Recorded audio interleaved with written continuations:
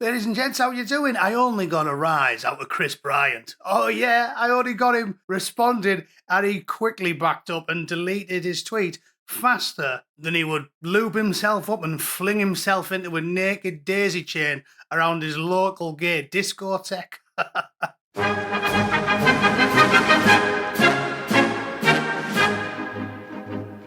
Right then, this is brilliant. This is brilliant. Chris Bryant, if you haven't heard of him, this guy, he is a proper degenerate Labour pest. A weasel who infiltrated the church even to try and push his lifestyle and his values on the people. An absolute snake of a man, believes in nothing, say anything.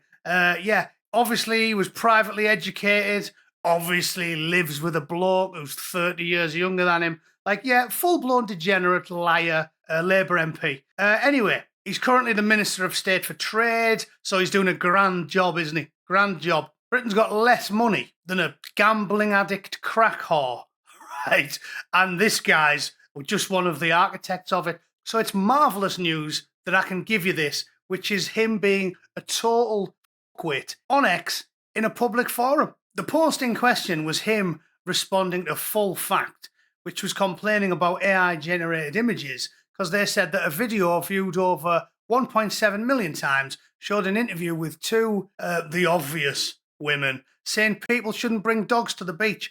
And because that one individual video was fake, I mean, many of them are, therefore, two women would definitely never say that. Even though we all know that that's exactly what many men, in fact, that's what the majority of people that practice that faith 100% think. So the fact that that one video was AI generated is almost completely irrelevant. We're not making things up here. This isn't misinformation. They will happily tell you what they think very, very, very loudly. And yes, they do think that dogs should be banned from public places because in their religion, they're filthy and disgusting. Fair enough.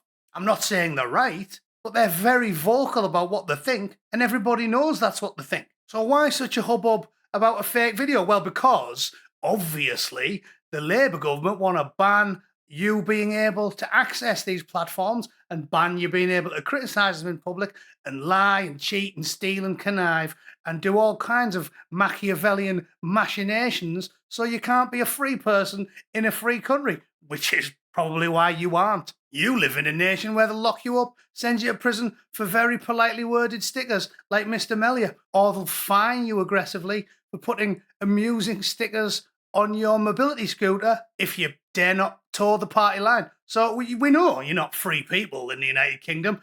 Chris Bryant just wants to ensure it. You're in stage 2 of demolition, man. Chris Bryant wants to make sure you're in stage 3. So he spent some of his time. He should be out doing his job and trying to desperately save your bankrupt nation from having the bailiffs figuratively come round and smash the shitter up. But he isn't. He's busy tweeting bollocks on X, isn't he? Because he wants to see the platform banned because he doesn't like us criticising him. So he wrote this post. This kind of misinformation could easily destabilise our whole society if, as is clear, we can't trust what we see. This is probably one of the biggest challenges facing democracy today.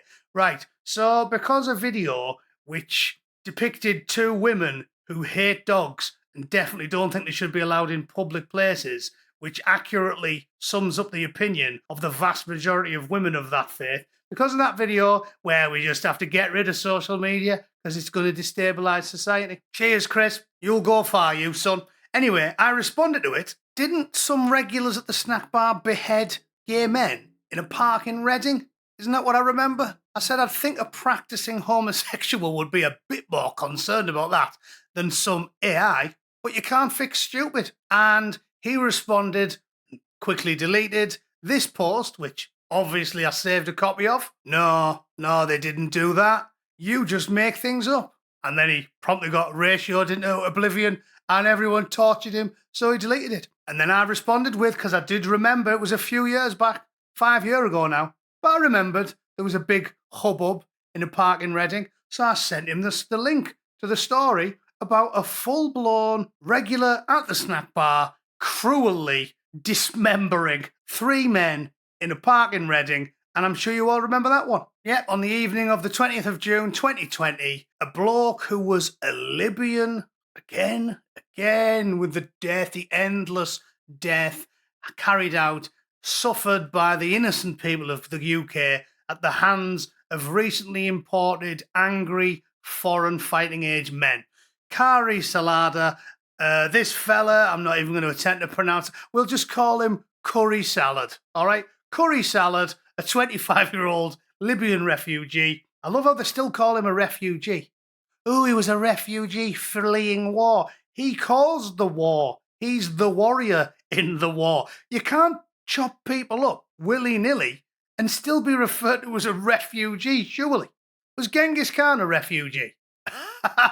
You know, if he went on one of his little rampages and then at the end of it said, I've had enough of this, I think I'll move to Rome. If he turned up in Italy and said, oh, I'm a refugee, would it be sensible to go, fair enough, Genghis? You say you are one, so you are. Although, in 2026, you can be 6'6" and have a cock like a Sky TV remote and say you're a woman, so maybe you can. Maybe you can, eh? Alan the powerlifter calling himself Emily and saying he's a bird, that's probably less of a stretch than Genghis Khan saying he's a refugee. So maybe a Curry Salad can be. Sorry, Mr. Salad, all's forgiven. All the details are there. It was 7 o'clock on a night, loads of men socialising in a public park in Reading, and he turns up with an 8-inch kitchen knife and stabbed blokes in the eye, neck, head and back. So he full-on ended people's existence, innocent men, stabbing them in the neck, head and eye. But because the police didn't report that he fully removed their heads in their entirety, Chris thinks it's fake news when I tell him you should be a little bit more worried about blokes like Curry Salad than you should be about AI videos, shouldn't you, Chris? And then what? He claims victory on a technicality?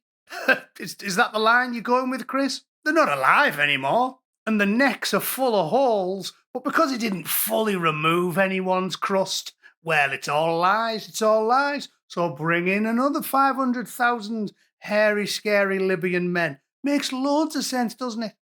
And there's the fella, obviously, as I said, good description, I think, very apt. Hairy, scary, here he is. Should never have been in the country in the first place. And there's 6 more people to add to the butcher's bill. 3 innocent men butchered like animals, and 3 almost killed who live out the rest of the days in pain because you never really get over an injury like that. They only survive because of fantastic advances in medicine. Sad sack can't in the capital is all about, oh, we've managed to keep the murder rate pretty low. The only reason the murder rate is low, well, it's not low, it's high, but not as high as it could be because of modern technology. If these type of attacks were happening in the 80s, all 6 of them would be brown bread. And the same goes for 90% of the people who get stabbed multiple times in London. The numbers are much worse than they tell you. They're definitely not better. Anyway, these 3 men all got butchered like wild animals. God rest their souls. It's absolutely shocking. And you can't even think they might be resting peacefully in the graves, because as a result of this, high-ranking British politicians like Chris Brain Dead Bryant are actually going into public places and saying, you know what the real problem is? It's not the Manchester bombing or the dead women and kids or Emily Jones getting a throat cut or the Southport massacre or the Borough Market attacks or London Bridge or 7/7 or Charlie Hebdo or the Bataclan or 9/11 or 7/7. I mean, I could go on all week reading out the butcher's bill at the hands of deranged foreign holy warriors. I'd be here a long time. And this lot claim the real problem, it's not that. It's not the ideology that drives them. It's not the endless suicide bombings. They never run out of them, do they? The armoury doesn't run dry of suicide bombings when you're a member of a death cult. So that's not the problem. You know what the real problem is?